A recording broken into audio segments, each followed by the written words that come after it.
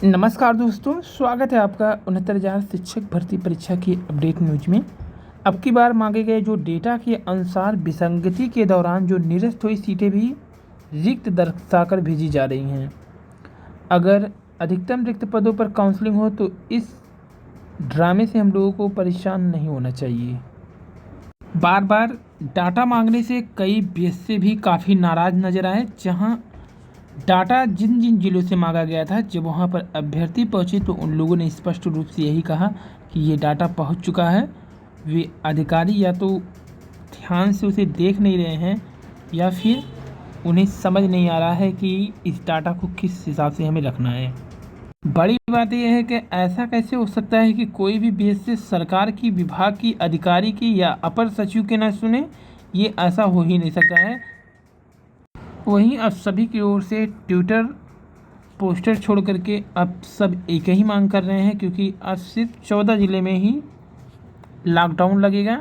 बाकी आज प्रयागराज से भी हट गया है, प्रयागराज से 6 डिस्ट्रिक्ट से। तो अब सभी की क्या मांग है कि एक साथ मिलकर के थर्ड लिस्ट के लिए धरना एससीईआरटी पर देना चाहिए। सभी आपसी मतभेद भुला करके सब लोग एससीईआरटी अगर पहुंचेंगे तो ये ट्विटर पोस्टर से ज़्यादा हेल्प करेगा, क्योंकि ट्विटर और पोस्टर का जितना काम था वो हो चुका है। अब एससीईआरटी पर अगर धरना हो जाता है तो थर्ड लिस्ट के लिए यही अंतिम और एकमात्र रास्ता है। एससीईआरटी पर आज 9 नियुक्त शिक्षकों का, जिनका 10th और 12th का सत्यापन नहीं हुआ था, उन 9 नियुक्त शिक्षकों से शपथ पत्र लेकर वेतन जारी करने का आदेश आरपी सिंह विशेष सचिव उत्तर प्रदेश शासन ने कर दिया है। ये दूसरी नोटिस थी। इससे पहले थर्ड काउंसलिंग की थी, इसके बाद ये नोटिस जारी हुआ था। बार बार डाटा मांगने से टीम के कई सदस्य बेहद नाराज और उदास नजर आए।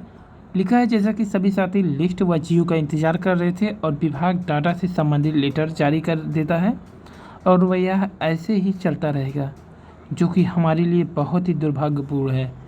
अगर हम लोग वास्तव में नौकरी चाहते हैं तो हमें एक बार फिर से विशाल धरना प्रदर्शन देना होगा, तभी सरकार विभाग लिस्ट निकालने पर मजबूर होगी।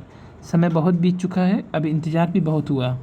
अगर सब कुछ सरकार को अपनी तरफ से करना होता तो भर्ती कब की पूरी हो गई होती।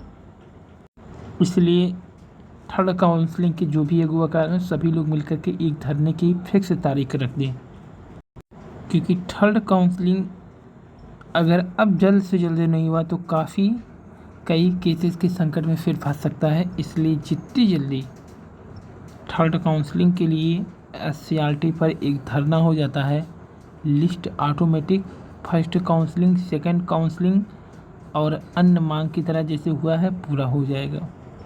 लिस्ट के लिए कई साथी अपने अपने डिस्ट्रिक्ट के तो वहाँ पहुँच गए थे, लेकिन जिन जिलों में लॉकडाउन था वहाँ पे नहीं पहुँचा गया।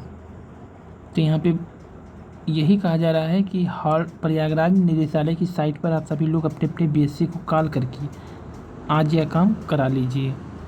अगर आपको बीएससी का नंबर नहीं पता है तो प्रयागराज निदेशालय की वेबसाइट पर जा सकते हैं। तो ये सभी की ओर से एक सुर में यही कहा जा रहा है कि 69,000 शिक्षक भर्ती बिना धरने के प्रतीक्षारत सूची आना बहुत मुश्किल है।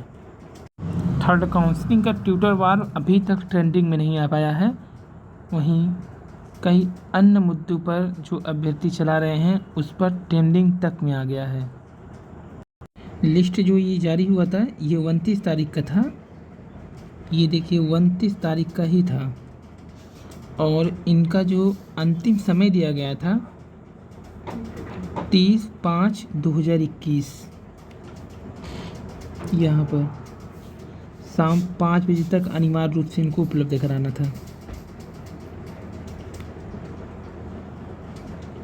तो आज 31 तारीख है और कल शाम का ही इस समय दिया गया था। तो उम्मीद यही है कि इतनी नोटिस जारी करने के बाद खुद एससीईआरटी के कई अधिकारी भी शर्म महसूस कर रहे होंगे। तो उम्मीद है जल्द ही नोटिस का ये दौर समाप्त होगा, थर्ड काउंसलिंग होगी। फिलहाल ये थी आज की न्यूज़। धन्यवाद।